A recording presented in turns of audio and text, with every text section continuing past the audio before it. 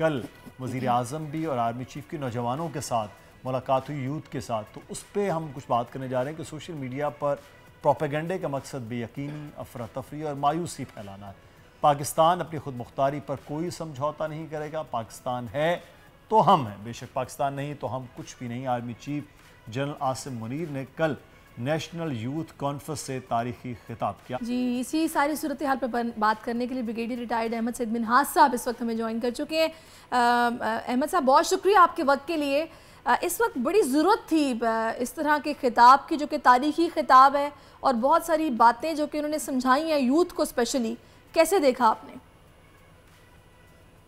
बिस्मिल्लाहिर्रहमानिर्रहीम। पाकिस्तान की 65% आबादी जो है वो यूथ पे मुश्तमिल है, तो लिहाजा उनको एक पेज पे और एक नेशनलिस्ट पर्सपेक्टिव बताने के चीफ आर्मी स्टाफ ने जो यूथ कन्वेंशन से कल खिताब किया इस्लामाबाद में, उसकी 3-4 मुहरकात थे। सबसे पहले जो रीजन में ईस्ट के ऊपर अयोध्या के अंदर जो बाबरी मस्जिद की जगह राम मंदिर बनाया जा रहा है, तो उसको लेके चलते हुए चीफ आर्मी स्टाफ ने बताया कि किस तरह से रियासत तैयबा और पाकिस्तान में मुमासलत है कि जहाँ पे आपको आज़ादी है।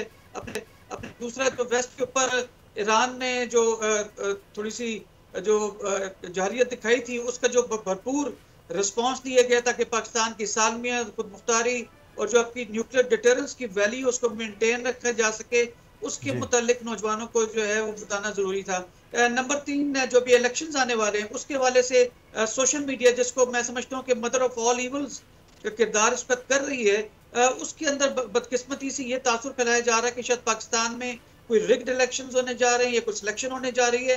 तो उसके मुतालिक नौजवानों को बताना जरूरी था, क्योंकि जहां तक आउटसाइड या जो एक्सटर्नल सिक्योरिटी थ्रेट्स का ताल्लुक है वो तो आर्म फोर्सेस इंशाल्लाह ताला उसे कोई फिक्र करने की जरूरत नहीं है, और हम जाने देते भी आए हैं, और इंशाल्लाह ताला पाकिस्तान पे एक इंच पर हरफ नहीं है। लेकिन डोमेस्टिक सिक्योरिटी, वो नेशनल सिक्योरिटी का बड़ा अहम जो है वो जुज है। उस सिलसिले के अंदर ये बातचीत की गई और बताया गया कि किस तरह से मायूसी फैलाकर 5th जनरेशन वॉरफेयर के तहत नौजवानों में खासतौर पर मायूसी फैलाकर एक इस तरह का नैरेटिव फैलाया जा रहा है कि ना सिर्फ डोमेस्टिक लेवल पे बल्कि इंटरनेशनल लेवल पे पाकिस्तान के नाम को मलाइन खुदा न खास्ता किया जाए।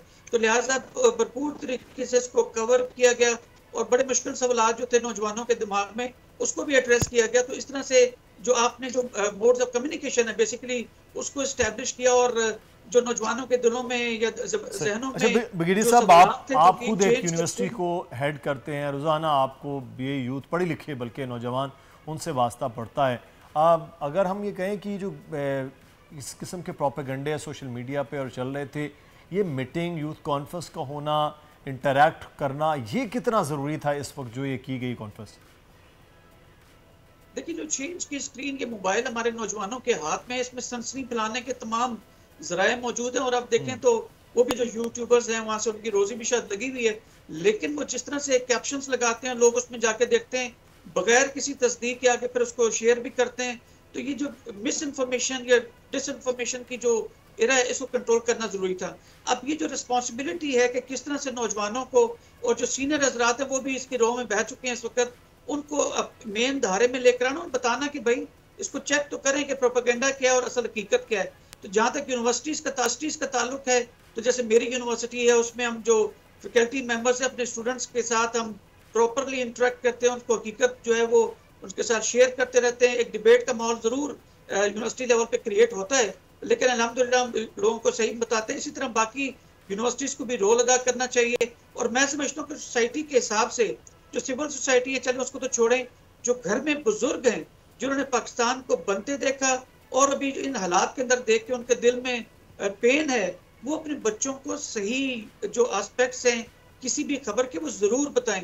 जो डिनर टेबल की कल्चर थी, हमारी लंच टेबल की जो कल्चर थी और बड़े छोटों के साथ बात किया करते थे, उनको लाजमी बताइए कि पाकिस्तान कितनी मुश्किल से हासिल किया गया था और अब जिस चैलेंजेस का सामना है पाकिस्तान को, उसके मुतालिक उनसे शेयर करें, ताकि वो जो इंप्रेशन यंगस्टर्स के दिमाग में डाल दिया गया है कि आपके स्टेट के ऑर्गेनाइजेशंस ये स्टेट इंस्टीट्यूशन वो लॉयल नहीं है खुदा न खास्ता, या उसकी लीडरशिप जो है वो लॉयल नहीं है, इस इंप्रेशन को ख़त्म करना ज़रूरी है। आप याद रखें, किसी भी जंग का मकसद क्या होता है, वन सिंगल, कि आप किसी कौम की जो मोरल है उसको अफेक्ट कर दें, और जिस कौम का मोरल डाउन हो जाए तो फिर खुद ब खुद वो जंग हार जाता है और नेगोशिएटिंग टेबल फिर कॉम्प्रोमाइज करने पड़ते हैं। तो लेकिन ये जो प्रोपेगेंडा और ये अफरा तफरी जिसका जिक्र चीफ कर रहे थे कल, बगेड़ी साहब, ये ख़त्म कैसे करना है, कि मतलब किस मराहिल में कैसे करना है, ये बड़ा ज़रूरी है, क्योंकि ये चीज़ गलत खबर, प्रोपेगेंडा, ये बहुत तेज़ी के साथ फैलता है और हकायक, हकीकत, ये शायद इसकी रफ्तार बहुत स्लो होती है। देखिए, हर एक को अपना जो है ना रोल जो है वो अदा करना पड़ेगा। जैसे मैंने कहा, पेरेंट्स को करना पड़ेगा, मुझ जैसे टीचर्स को करना पड़ेगा, आप जैसे माशाल्लाह जिनको बहुत सुना जाता है उनको जो है क्लियर पर्सपेक्टिव बताना होंगे। फिर गवर्नमेंट लेवल के ऊपर जो आपके मुख्तलिफ इंस्टीट्यूशंस के हेड्स हैं उसको करना पड़ेगा, जैसे कि चीफ आर्मी स्टाफ ने किया। तो as a whole of a nation, whole of a society, whole of a family structure एक रिस्पॉन्स जनरेट करने की जरूरत है।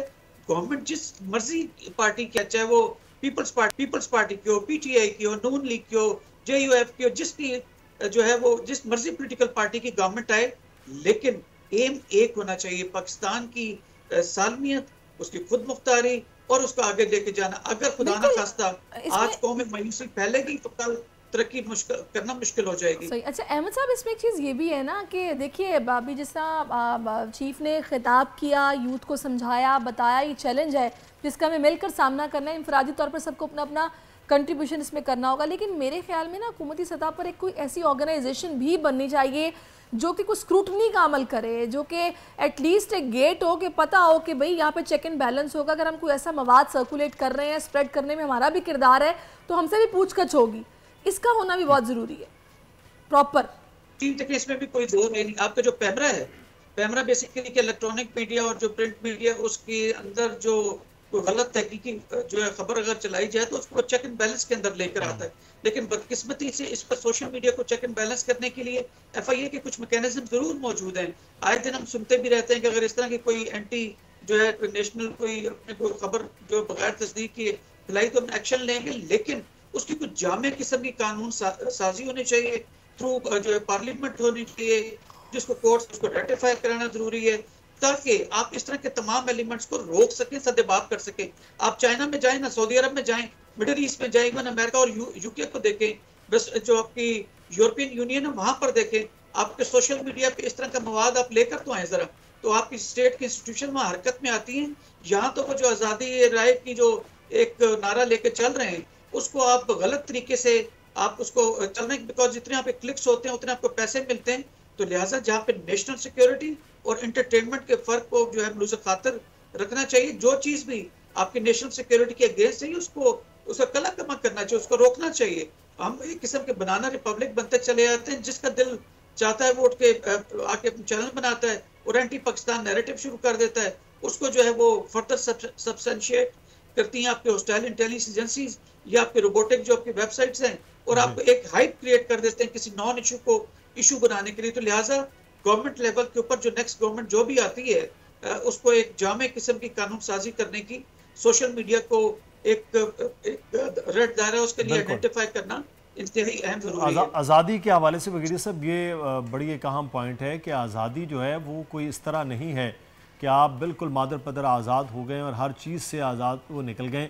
आज़ादी का भी एक हद है। पाकिस्तान की हम एक आज़ाद मुल्क हैं तो हमारी भी तो सरहद है, एक हद है, उसके आगे हम भी नहीं जा सकते कि किसी और की आज़ादी में आप दाखिल हो जाएं। इसीलिए आज़ादी इजहार राय भी नाज़रीन वो है कि आप अपनी राय का इजहार करते हुए किसी पर इन्फ्लुएंस ना करें, किसी की आज़ादी को हिट ना करें। तो ये एक बड़ा ज़रूरी है जिसको समझने की आजकल के नौजवानों को वो ज़रूरत भी है। तो आप क्या पैगाम देंगे कि ये तो एक खैर बारिश का पहला कतरा है कि लोगों को समझाया जाए, जो कल कॉन्फ्रेंस यूथ की हुई और यूथ को ही है, किस तरह से करना चाहिए? आपका क्या पैगाम है बीइंग एक पाकिस्तानी भी और उस्ताद भी, ब्रिगेडियर साहब?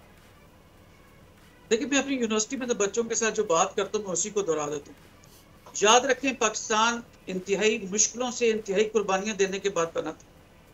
बगैर गोली फायर किए दुश्मन आपके घरों में, आपके बेडरूम्स में पहुंच चुका है। Being a nationalist, being a young energetic dedicated youth, आपका पूरा एक फर्ज है आपके ऊपर कि आप अफवाहों के ऊपर और हकीकत के दरमियान तफरीक पैदा कर सकें।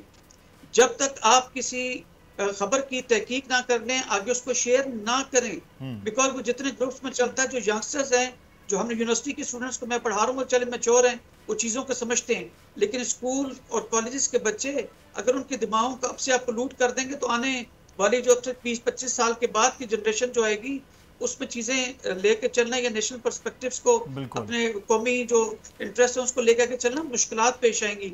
इस बुराई को यहीं पे एड्रेस करें, पाकिस्तान की खातिर जिए जिसने हमें जो है वो शिनाख्त दी है, और आइंदा आने वाले दिनों में इंशाल्लाह ताला पाकिस्तान तेजी से तरक्की करेगा। इंशाल्लाह पाकिस्तान के लिए अब सोचना है यूथ को और पाकिस्तान के लिए कुछ करना है। बहुत शुक्रिया। ब्रिगेडियर अहमद सईद मिन्हास हमारे साथ मौजूद थे। सब्सक्राइब करें और बेल दबाएं ताकि कोई खबर रह न जाए।